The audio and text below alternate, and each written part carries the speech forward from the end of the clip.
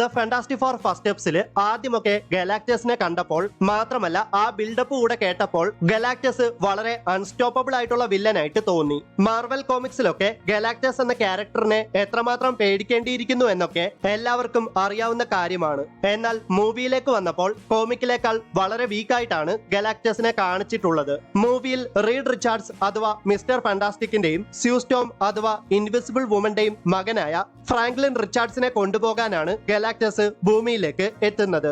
ഈ Franklin Richards വെറും ഒരു സാധാരണ കുട്ടിയല്ല. എൻറ്റയർ മാർവൽ യൂണിവേഴ്സിലെയും വളരെ പവർഫുൾ ആയിട്ടുള്ള ഒരു ക്യാരക്ടറാണ് ഫ്രാങ്ക്ലിൻ റിച്ചാർഡ്സ്.